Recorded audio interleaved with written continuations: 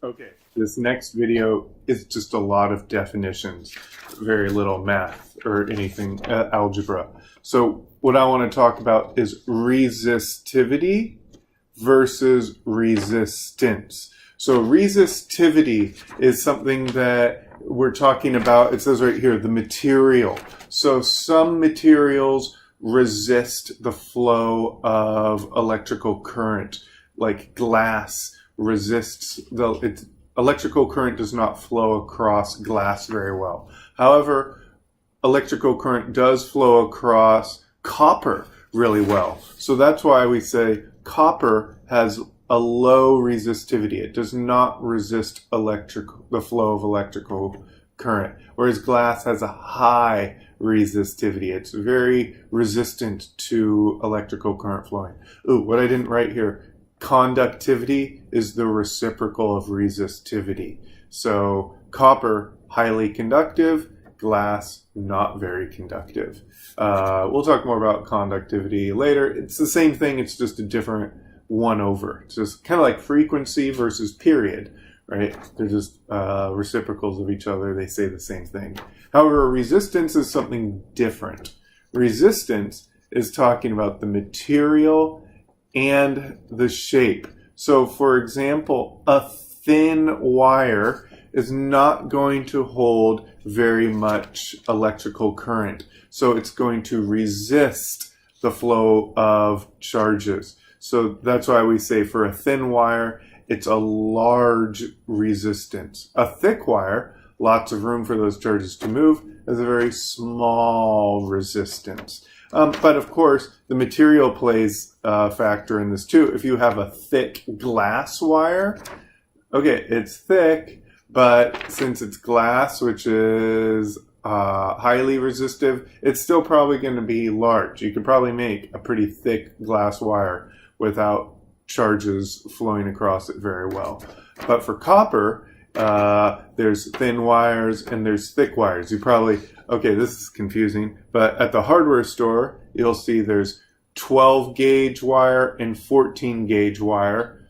I don't know who came up with this, but 12 gauge wire is thicker than 14 gauge wire. I don't know. It's kind of the opposite. I wish it was the other way. It would be less confusing. But that thicker 12 gauge wire is for 20 amp circuits. I think it is. Yeah, 20 amps. You can put your heater on it. You can do your oven, other things that take a lot of electricity on those 20 amp thicker wire circuits. In a house, there's two, the 12 and the 14. 14 gauge wire, which is thinner, is usually used for just normal outlets, small things, small little appliances, TVs, things like that. So, and more resistance on those thinner wires here, able to carry less charge. Okay, so that's kind of an example. Electron current. We have to talk about electron current. The symbol for electron current is I sub E, lowercase I sub E. And what electron current is, I kind of wrote here, it's NE over delta T. So IE is kind of, think about the number of electrons flowing per unit time. I like to think the equivalent sort of comparison is liters per minute for plumbing. You see like how much water is flowing. Liters per minute, or maybe like electrons per minute. You can just count them and say, okay, there's 50 electrons going every second, or 100 electrons going every second. That would be the electron current. And I wrote here, capital N sub E over delta T, where capital N is number of electrons passing through the wire. Right? That kind of makes sense over that delta T per unit time. Now, let's find an expression for capital NE in terms of some other things. Capital NE, is lowercase ne times V, not voltage, volume, where lowercase n is the free electron density. V is the volume. That kind of makes sense. This is kind of like mass equals density times volume. But instead of saying the mass, we're saying the number of electrons. The number of things is the density, the number available per unit volume, times the volume. Right? And this lowercase ne is something that varies from one material to the next. Copper has lots of free electrons.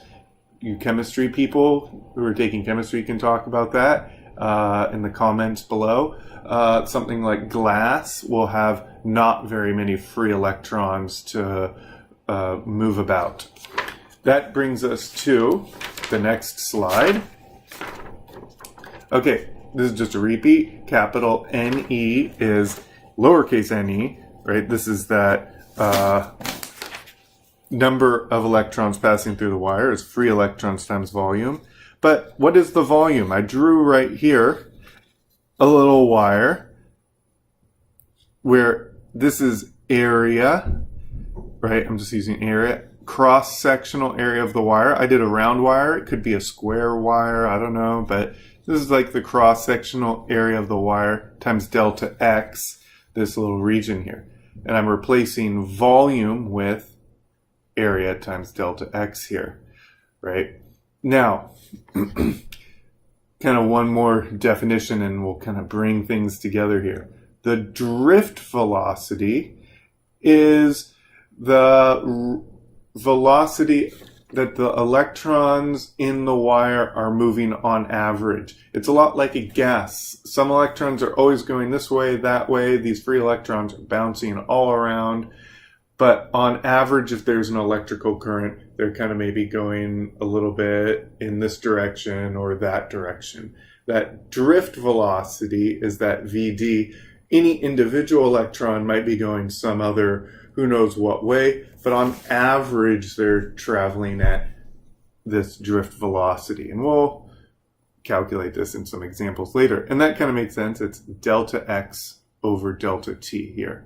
And I just solved for delta x, VD, delta t. And the reason I did that is I can then plug that into here, right? I said, okay, delta x is VD, delta t. Right? So we got the capital NE, which is number of electrons passing through the wire, is given by this expression, which I then plugged back into this guy here. Remember we said electron current is NE over delta T, and look what ends up happening here. I'm holding this right side up. Yes. Electron current is this expression here. The delta t's cancel out, and we get electron current is lowercase ne, A times VD. Now, something next to definition that we have to talk about is electrical current versus electron current. I know, it's confusing. Electron current is number of electrons per unit time. Electrical current is charge per unit time.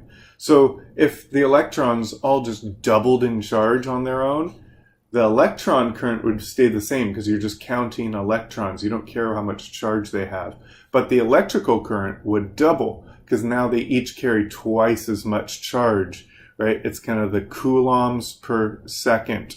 And if we kind of think, okay, if this is number of electrons to get the electrical current, we could just multiply by negative E, because E is the positive value for the charge of the electron, and we get capital I, as opposed to the lowercase I, is negative E NeAVD. Now, notice this is important. There's a negative sign here.